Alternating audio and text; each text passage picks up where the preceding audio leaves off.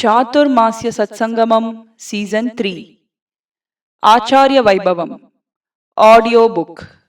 This audio is based on Acharya Vaibhavam book written by Sri Purisai Swami and published in Sri Nrasimha Priya.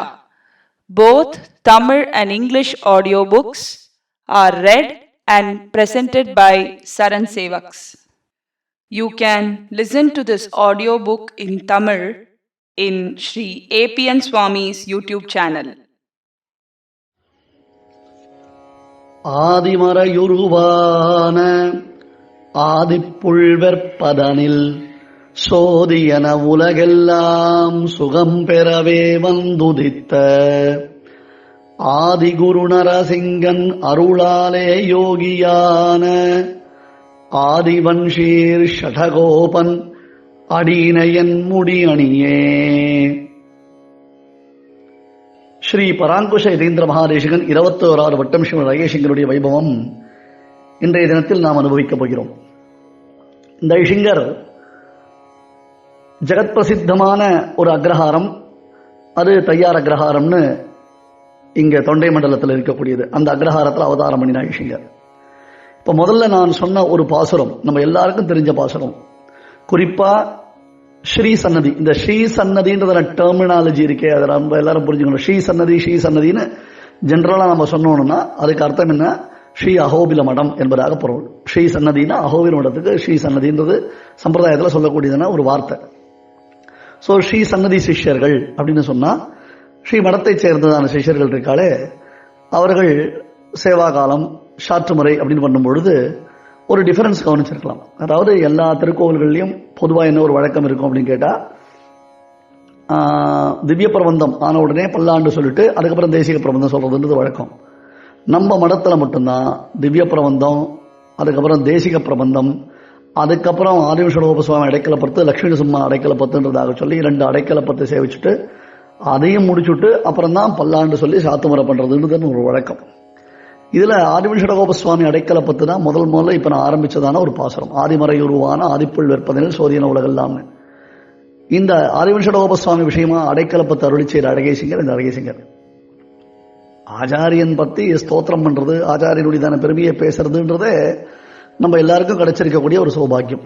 இப்ப குறிப்பா இந்த வருஷம் பாருங்க, ஆச்சாரிய வைபவம்னு அடியனுடைய ஆச்சாரியன் புருஷ சுவாமியுடைய 100வது நட்சத்திரத்தை முன்னிட்டு ஸ்ரீ சன்னதியை சேர்ந்த அத்தனை ஆச்சாரர்களுடைய வைபவத்தையும் பேசக்கூடிய ஒரு பாக்கியம் கிடைச்சிருக்கோ இல்லையோ, அது எவ்வளவு பெரிய பெருமை. இன்னைக்கு எத்தனை பேர் அதை கேட்கறா, எத்தனை பேர் அனுபவிக்கிறான்றது இல்லை. இன்னைக்கு இந்த யூடியூப்ன்றதான ஒரு சாதனத்தின் மூலமாக இந்த ஆடியோ புக்குன்றது எவ்வளவு லாங் ஸ்டாண்டிங்கா இருக்க போறது, அது ஒரு பெரிய பாக்கியம் இல்லையா? அந்த மாதிரி இந்த அழகேசிங்கர் என்ன பண்ணார், இதை பத்தி ஆதிமன் சுவாமி விஷயமா ஒரு 10 பாசுரம் இயற்ற வேண்டும் என்பதாக அவர் அப்படி யோசிச்சுருக்கச்சே கருடத்வனி கேட்டது. அதான் சுவாரஸ்யம். கருடத்வனி கேட்டது.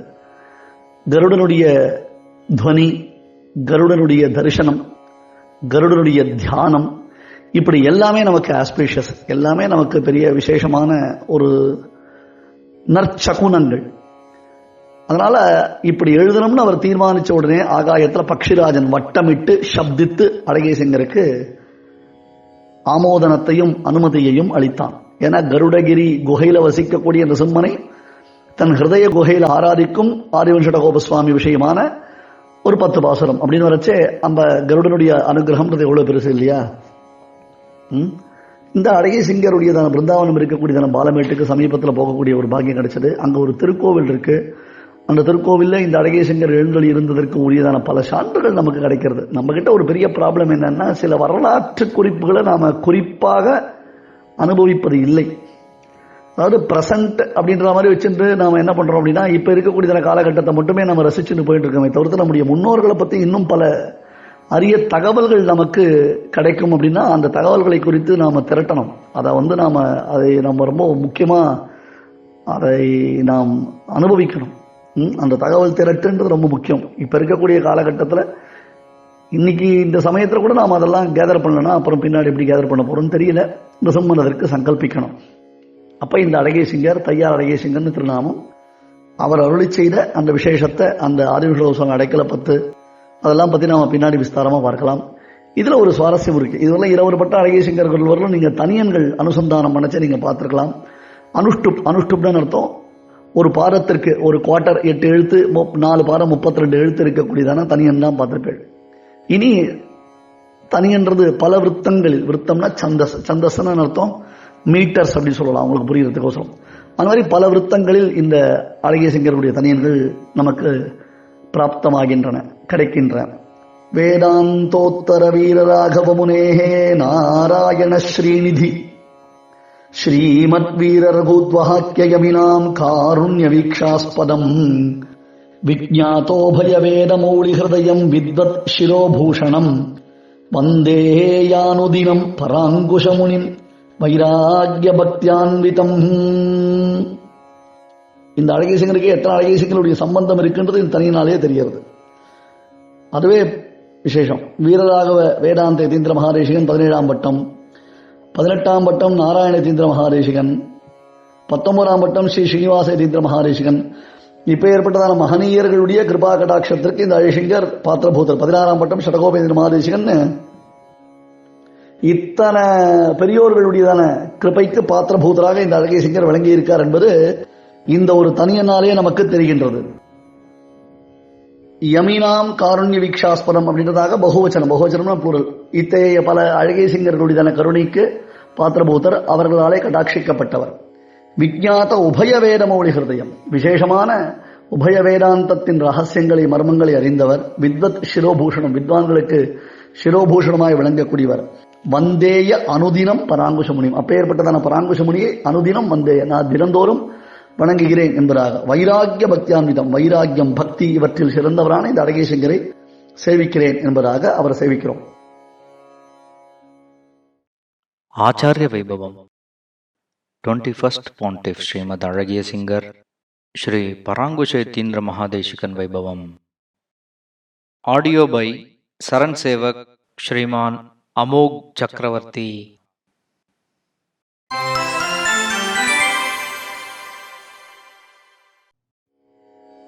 21st Pontiff Srimadh Azhagiya Singar Shri Parankushetindra Mahadeshikan. This Azhagiya Singar was born in Tayyar Agraharam in Kanchipuram region. He belonged to Vangipuram Bharadwaja Gotram. His Tirunakshatram is Panguni Hastam. He entered into Sannyasashramam during Prabhava year Panguni month, that is March 1748, Krishna Paksha Shashti Tithi, and ascended to Sri Ahobila Matha Asthanam. He went to Sancharam to Ahobilam for the Mangala Shasanam of Navanrisimhars and then proceeded to Tiruvengadam. After Mangala Shasanam of Lord Srinivasan, he worshipped Lord Govindarajan at Tirupati, that is Lower Tirupati, and Alarmel Mangai Tayar at Tiruchanur. Then he went to Tiruvallur. He had his Mangala Shasanam of Sri Viraraghava Perumal and stayed there for some days. Later, he continued his Sancharam to Sri Perumbudur, Perumal Koil, that is Kanchipuram, Tiruvahindrapuram, and Tirukudandai, and had his Mangala Shasanam of the Emperumans in these Divyadeshams. He then went to Sri Rangam, worshipped Sri Ranganathan and Ranganayaki Tayar. At Sri Rangam, he performed Upadesham on Sampradaya Granthams like Sri Bhashyam at Swami Deshikan Sannidhi, that is, which is under the administration of Sri Ahobila Matham, opposite to Sri Ranganayaki Tayar Sannidhi. He stayed at Sri Rangam for a few days.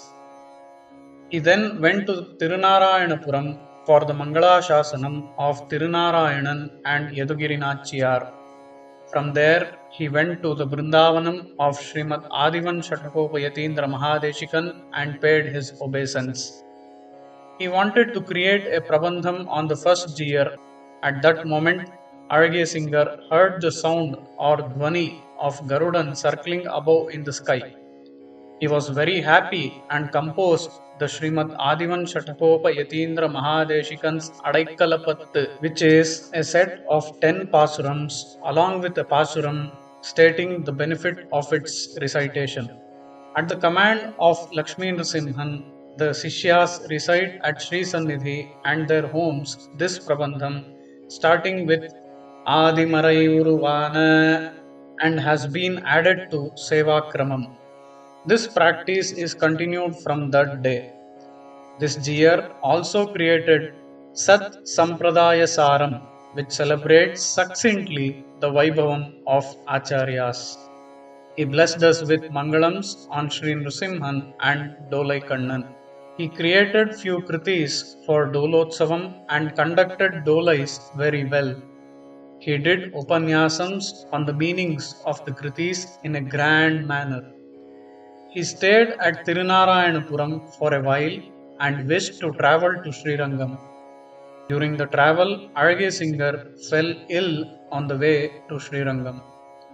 On Ishvara Samvatsaram, Kartikai month, that is November 1757, at Palamade village, he ascended to Paramapadam. His Asthana Nirvaha Kalam is 9 years and 8 months.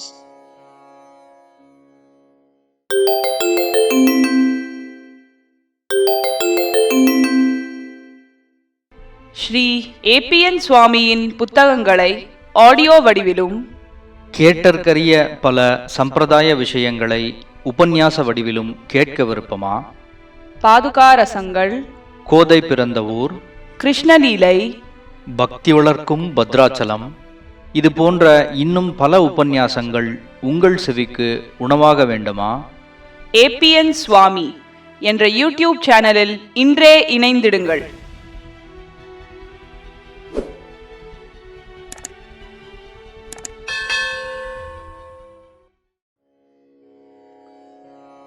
அடுத்து 22ஆம் பட்டம் ஸ்ரீமத் அழகிய சங்கர். இங்கிருந்து ஒரு பெரிய lineage ஒன்று ஆரம்பம். ஸ்ரீமத் அஹோபில மடத்துடைய வம்ச பரம்பரையே ஒரு விசேஷமான பரம்பரை. அந்த பரம்பரையில இந்த கதாதரபுரம் சக்கரவர்த்தி வம்சம் என்பதாக இந்த 22ஆம் பட்டம் ஸ்ரீமத் அழகிய சங்கர்லேருந்து ஆரம்பிக்கிறது. 22, 25, 26, 27, அப்புறம் 38, இப்படி பல அழகிய சிங்கர்கள் ஒரே வம்சத்தைச் சேர்ந்த மகனியர்களாக திகழ்கிறார்கள். இது ஒரு பெரிய பாக்கியம் நமக்கு.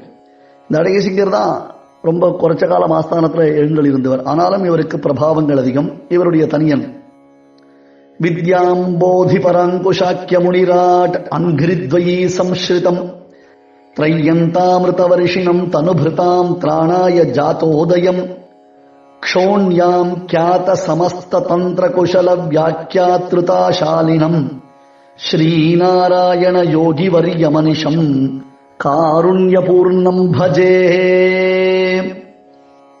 பராங்குஷாக்கிய முனிராட் அங்கிரித்வயி சம்ஸ்கிருதம். பராங்குஷ முனிவருடையதான 2 திருவடித்தாமரைகளை ஆசிரியத்தவர், அடைந்தவர். திரையந்த அமிர்த வருஷம், வேதாந்தமாகிற அமிர்தத்தை வருஷிப்பவர். உலகத்தில் பிறப்பெடுத்தவர்களை உஜ்ஜீவனம் செய்வதற்காகவே தான் அவதரித்தவர். லோகத்தில் என்னென்ன விதமான சாஸ்திரங்கள் புகழப்படுகின்றனவோ அத்தனை சாஸ்திரங்களையும் நமக்கு விரித்துரைக்கக்கூடியதான மேன்மை பொருந்தியவர். அத்தகையதான ஒரு பெரிய பெருமை பெற்றவர். இந்த ஒவ்வொரு தனியனுக்கும் விஸ்தாரமா அர்த்தங்கள் பார்க்கும் பொழுது ரொம்ப விசேஷமா இருக்கும். பட் இப்ப சில சமயம் கால நேரத்தை கருதி அடியன் சுருக்கமா விஞ்ஞாபனம் பண்றேன். அப்பேற்பட்ட நாராயண யோகி வரியம், அந்த நாராயண யோகிராஜரை எப்பொழுதும், கருணாமூர்த்தியான அந்த சுவாமியை எப்பொழுதும் சேவிக்கிறேன் என்று அவருடைய தனி அமைந்திருக்கிறது. இனி இந்த அழகிய சிங்கருடைய சரித்திரத்தையும் அனுபவிக்கலாம். Acharya Vaibhavam, 22nd Pontiff Srimadh Azhagiya Singar, Srimad Narayana Yatindra Mahadeshikan Vaibhavam. Audio by SARAN Sevaks, Srimati Amrudavalli Prasanna.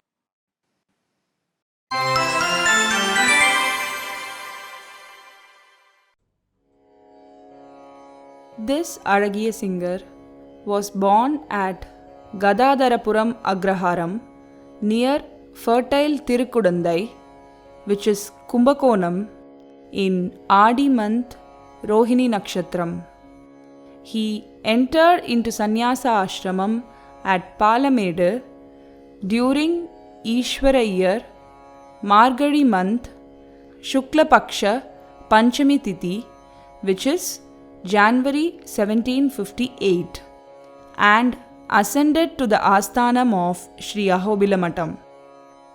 From Palamade, he went on Sancharam to Tirunarayanapuram. there had a holy bath in Kalyani Pushkarani. After completing his daily rituals, he went to the temple and offered Mangala Sasanams to Tirunarayanan, Yadugiri Nachiyar and Sri Bhashyakarar. Then he arrived at Adivanshatagopal Yatindra Mahadeshikan's Brindavanam. He stayed for 6 months at Tirunarayanapuram. Then, on one day, after taking leave of Lord Tirunarayanan, he started his sancharam to Srirangam for the Mangala Sasanam of Sri Ranganathar. On the way to Srirangam, he fell ill at Palameda village and ascended to Paramapadam on Bahudanya year, Adi month, which is August 1758. His Asthana Nirvaga Kalam was 7 months. Among all the Azhagiya Singars who have adorned the Asthanam of Srimatam, this Azhagiya Singar's Nirvagam was the shortest. Chaathurmaasya Sathsangamam Season 3 Acharya Vaibhavam. Next episode tomorrow morning at 8:30 a.m. in Sri APNSwami's YouTube channel.